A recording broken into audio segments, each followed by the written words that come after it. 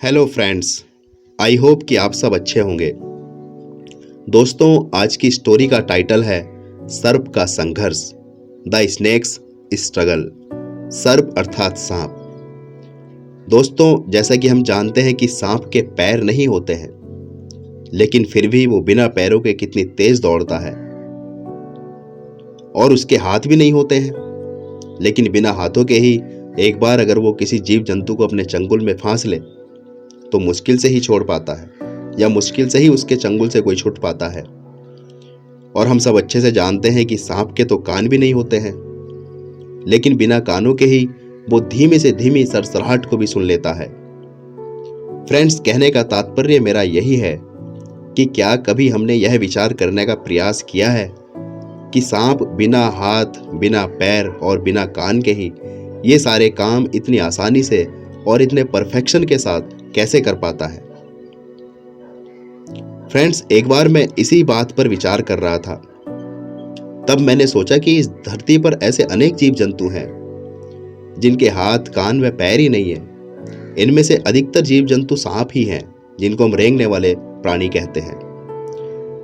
हम अपनी छोटी मोटी समस्याओं से जूझते रहते हैं और अपनी लाइफ को दिनों दिन कठिन बनाते रहते हैं। लेकिन इस धरती पर ऐसे बहुत से जीव जंतु हैं जिनके सामने भयंकर समस्याएं हैं, या समस्याएं थी, पर उन्होंने अपनी उन प्रॉब्लम्स को ही जीवन जीने का आधार बना लिया। जिनमें से एक जीव सांप अर्थात स्नेक भी था। आइए उसकी संघर्ष गाथा को समझने का प्रयास करते हैं। दोस्तों, जब रचनाकार अर्थात ईश्वर इस लोक की रचना कर रहा था तो वो तरह तरह के जीव जंतुओं को भी बना रहा था। वो सोच रहा था कि कौन कितना संघर्ष कर सकता है, उसकी उम्मीदों पर बिल्कुल खरा उतर सकता है। इसलिए उस विधाता ने कुछ प्राणियों की परीक्षा लेनी चाहिए।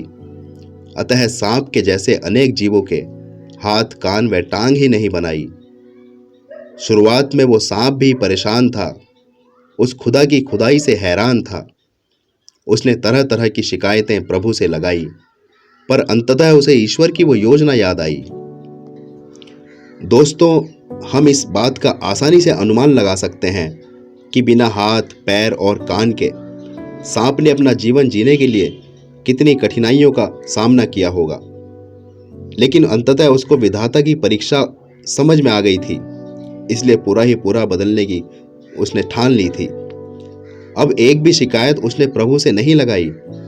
अपनी पूरी जिंदगी ही उसने संघर्षों में बिताई। शुरुआत में वो सरक भी नहीं पा रहा था, किसी की बात सुन भी नहीं पा रहा था, क्योंकि हाथ भी उसके पास नहीं थे, इसलिए कुछ खा भी नहीं पा रहा था। लेकिन धीरे धीरे उसने अपनी हिम्मत बढ़ाई और सबसे पहले जीभ से सुनने की क्षमता पाई। उसका हौसला बढ़ता ही जा रहा था, बिना पैरों के वो चलता ही जा रहा था। मन की शक्ति उसने जागृत कर ली थी, हाथों के बिना ही जो चाहे वही खा रहा था। आज वही सांप है जो दौड़ में घोड़े को भी पीछे छोड़ सकता है, अपनी पकड़ से किसी जानवर की हड्डी आसानी से तोड़ सकता है। उसकी सुनने की पावर भी कमाल है, हल्की सी सरसराहट को भी सुन सकता है। पेड़ों पर चढ़ना उतरना उसके लिए खेल हो गया। हाथ पांव वाला प्राणी भी उसके सामने फेल हो गया। आज वो जहां चाहे वहां घूमता फिरता है। धरती का सबसे श्रेष्ठ प्राणी भी उससे डरता है। विधाता भी उसे देखकर खुश होता होगा, क्योंकि वो बार बार उसकी परीक्षा पास करता है, लेकिन ये काम इतना भी आसान न था, उसके संघर्ष का जवाब न था। सांप के जीवन की ये जर्नी बार बार समझनी चाहिए, और परिस्थिति चाहे जैसी हो, कभी हार नहीं माननी चाहिए। चाहे लाख खोए हुए रास्ते हों, पर तलाश हमेशा होनी चाहिए। इस जीवन में संकट अवश्य आएंगे, पर संघर्ष हेतु हिम्मत होनी चाहिए।